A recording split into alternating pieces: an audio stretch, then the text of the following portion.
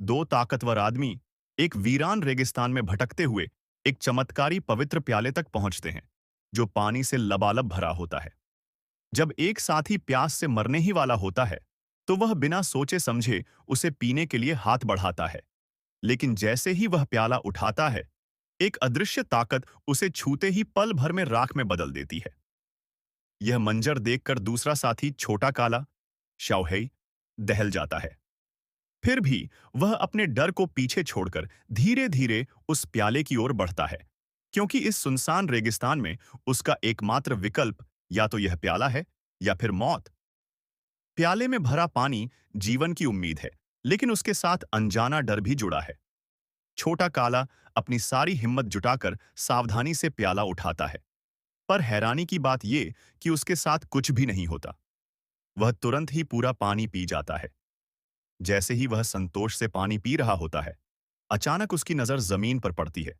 सूखी रेत घास में बदलने लगती है और कुछ ही देर में पूरा रेगिस्तान हरा भरा जंगल बन जाता है। इसके बाद उसकी किस्मत ही बदल जाती है। वर्षों बाद वह इसी चमत्कारी प्याले की वजह से मिली शक्तियों का उपयोग करके गांव के लोगों की बीमारियां ठीक करता है। वहीं उसे अपनी जिंदगी का सच्चा प्यार बेला मिलती है।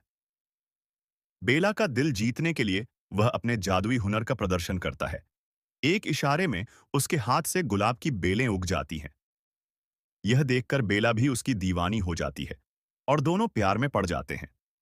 लेकिन जैसे ही उनका रिश्ता गहराता है, एक नकाबपोश दुश्मन उनकी तरफ बढ़ने लगता है। उसका मकसद है पवित्र प्याले को वापस हासिल करना। छोटा काला अभी तक खतरे से अनजान होता है और बेला को एक रहस्यमयी मंदिर में लेकर जाता है, जहां वह उसे एक जादुई प्रदर्शन दिखाता है। वह प्याले को आग में डालता है और उसकी जगह एक प्राचीन तलवार निकलती है। तभी अचानक नकाबपोश दुश्मन प्रकट होता है। बेला उसे देखकर छोटे काले को चेतावनी देती है। नकाबपोश चालाकी से तलवार छीनने का नाटक करता है और बेला को बंधक बना लेता है। मगर बेला भी कम नहीं होती। वह फुर्ती से पलटती है, नकाब उतारती है और हमला करती है। लेकिन उस हमले में वह चाकू से घायल हो जाती है। छोटा काला अपने प्यार को मरते हुए देख तिलमिला उठता है, लेकिन जैसे ही दुश्मन उसे मारने की कोशिश करता है,